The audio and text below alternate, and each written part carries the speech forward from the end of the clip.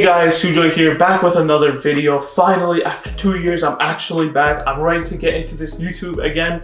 And today, for our first video of this year, I will be building a brand new gaming PC. Now, this contains the new AMD Ryzen 9 7900X with the 12 cores fitting into the ROG Strix X70EE gaming motherboard with Wi-Fi, Bluetooth, and all that good stuff. We got the RTX 3090 Ti Founders Edition. I did want the RTX 40 series, but unfortunately at the time of filming this video, that's not in stock due to scalpers. But we also got 32 gigabytes of DDR5 RAM at 6000 megahertz. We also got a 1000 watt power supply to power it all, a bunch of RGB fans, and AIO, and it's all gonna fit into the gigantic Corsair 5000T Smart RGB case. Now, I'm really excited to see how this build turns out, but first we're gonna go over each part, unbox each thing, and then the second part will be the build. So hope you guys stay tuned. Let's get on with the video. First, we're going to be unboxing our processor, the AMD Ryzen 9 7900X. This CPU is built on AMD's brand new 5nm Zen 4 microarchitecture that fits their new LGA style AM5 socket. It has 12 cores, 24 threads, a base clock of 4.7 GHz, and a boost of up to 5.6 GHz. With a TDP of 170 watts, this CPU is bound to pack a powerful punch for both gaming and productivity. This was bought for $439.99. The new design of the CPU is both bold and great looking. Now, let's unbox the cooling solution for our hot CPU, the Corsair iCUE H150i Elite Capex AIO.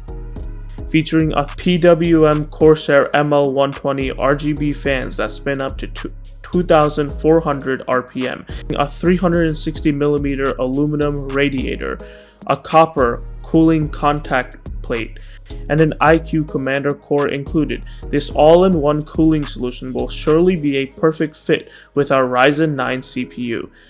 The box also comes with mounting hardware for Intel STRX4, but the one we want is the AM4/AM5 socket.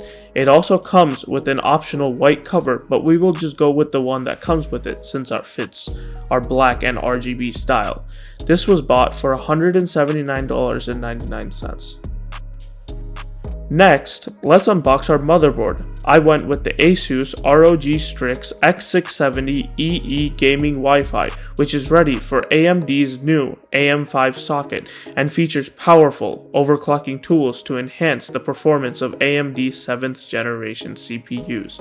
With 2 PCIe Gen 5 and 1 PCIe Gen 4 expansion slots, 3 PCIe Gen 5 and 1 PCIe Gen 4 M.2 slots, support of DDR5 of up to 128 GB at 6400 MHz, 2.5 gigabits per second Ethernet, Wi-Fi 6E, Bluetooth, USB-C, USB 3, and USB 2 ports, along with a bunch of other stuff such as the Realtek audio.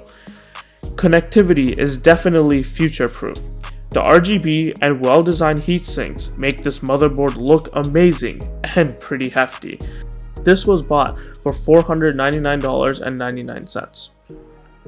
Now, let's take a look at our beautiful GPU. I went with the Nvidia RTX 3090 Ti Founders Edition, featuring 10,752 CUDA cores, 24 GB of GDDR6X VRAM on a 384-bit memory interface with 1.86 GHz boost clock speed, 2nd gen ray tracing cores, and 3rd gen tensor cores. This GPU is definitely mind-blowing. Looking at the enormous size of this card and the design of the cooling solution, it is going to be game-changing for my gaming and workflow needs. This one was bought for $1,099. Now, let's unbox our RAM. I decided to go with the G.Skill Trident Z5 Neo RGB DDR5 32GB pack which clocks in at 6000 MHz and a cast latency of 36. This also features AMD Expo, which is similar to the XMP profile you would have used in the BIOS to overclock the RAM. This seems very speedy and perfect for my productivity needs and gaming needs. This was bought for $189.99. Next, let's take a look at our storage solution. I chose the Samsung 980 Pro 2TB PCIe Gen 4 NVMe M.2 SSD. This features read speeds of up to 7,000 megabytes per second and write speeds of up to 5,100 megabytes per second. With this singular drive that's easy to install, I don't need to worry about rattling hard drives or upgrading storage for a while. This one was bought for $179.99. Now, let's unbox the power supply. The Corsair RMX Series RM1000X 1000 watt 80 plus gold power supply. It's fully modular, appears to be efficient, and looks great as well. I fully expect this to power my system with additional headroom if I want to make upgrades in the future. It also features a Corsair ML fan, which should keep it relatively quiet through load. I bought this one for $167.99.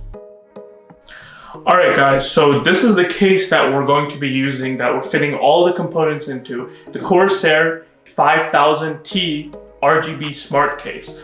Now, the one thing that I really loved about this case when I picked it out was that it's got a hinge mechanism for each side. So the tempered glass panel just opens like this. Now obviously when building, this is going to get annoying, so there's some screws at the top and bottom here to open it up, and then we can put it back on. But this makes it really easy rather than in my old case where it's a hassle to, unscrew it, try to hold it at the bottom, take it out. It's a lot of stuff. But as you can see, it's really spacious inside. It's got room for everything, and I am putting 10 fans into this case. It comes with 3 Corsair LL120 fans, but I'm putting 1 exhaust and 3 on the side, 3 on the top for the radiator. It's gonna have a lot of airflow. But taking a look into the back here, as we can see, I'm gonna try to open this. Yeah. The back looks really spacious as well. There's a bunch of RGB connectors, fan connectors, the whole hub where I'm going to be plugging another hub into for all my fans and everything. But it looks really spacious. We got some hard drive trays down there, and I think cable management shouldn't be too big of a problem. But I also really like that hinge mechanism. Moving over to the back here, looks pretty standard, You got the rear exhaust. This is where the I/O shield's gonna go, the power supply. And in the front here, we got those 3 pre-mounted LL120 RGB fans from Corsair. And on the top here, we got the power. We got 4 USB 3.0 Type A, and then we got a USB-C microphone/headphone port and a reset button. Overall, this case looks really good, and there's gonna be RGB going all around here on the bottoms. It's gonna look amazing, trust me.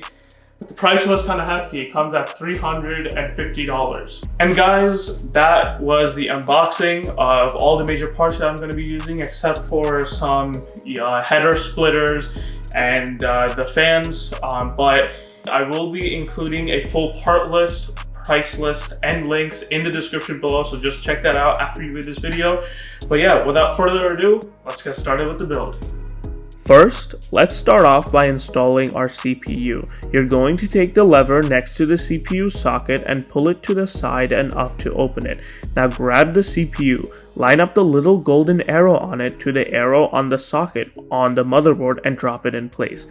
Maybe give it a little wiggle to see if it's securely in place, but don't be too harsh as you don't want to break the pins.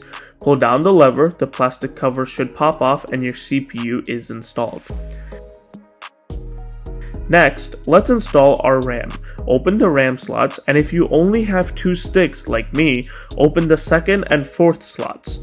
Line up the RAM notch to the ones on the motherboard and slide it into place until you hear a click.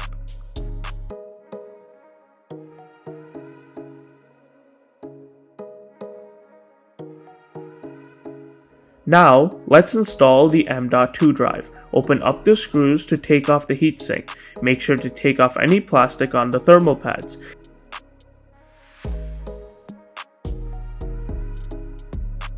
Insert your M.2 drive the correct way into the correct slot and secure into place using a screw, or if your motherboard is like mine, use the Q latch on it. Then let's screw the heatsink back on.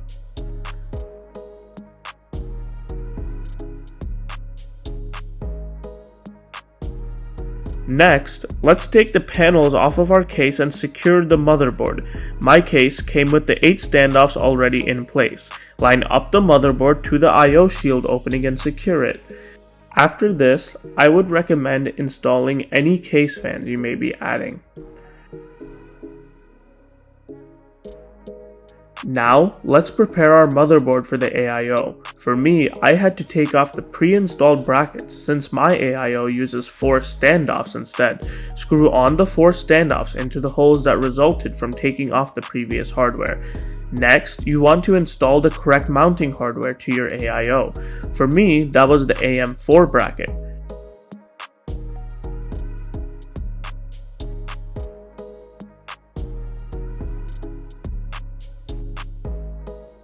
Now, without smudging the pre-applied thermal paste, carefully place it onto the CPU.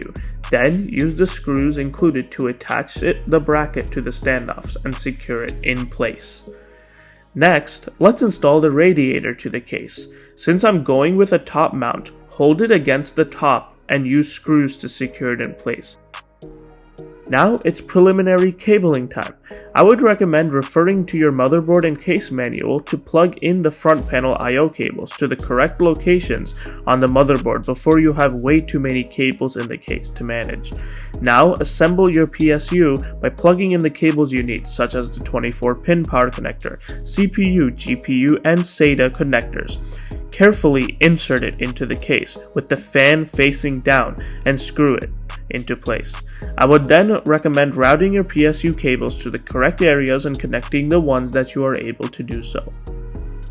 Finally, let's install the graphics card. Open the PCIe expansion slot, remove the necessary case expansion brackets, slide the GPU into place, and secure it into the case.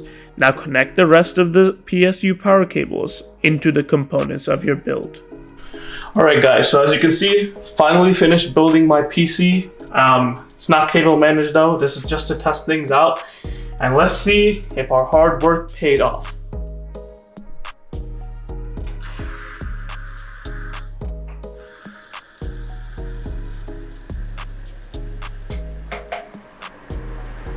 Let's go! It's working, guys! I think.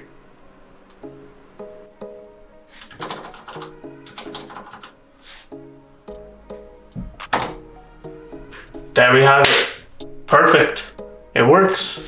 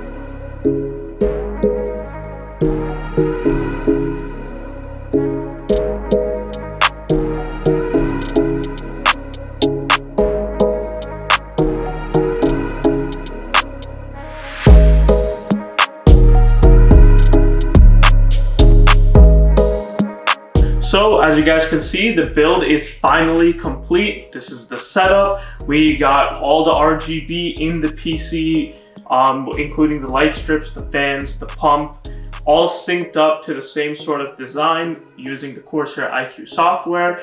All the drivers have been installed and the PC runs great. It's absolutely smooth. Although there were some hiccups while installing Windows and trying to get the fans to work at startup.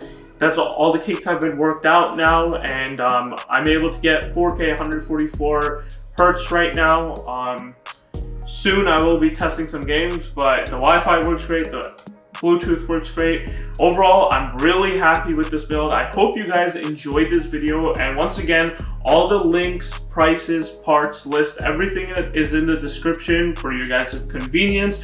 And if you guys like this video, please make sure to leave a like. It really helps. Subscribe if you want to see more videos like this, and share this with all your friends and family to watch. I really do hope you guys enjoyed this, and I'll see you guys next time.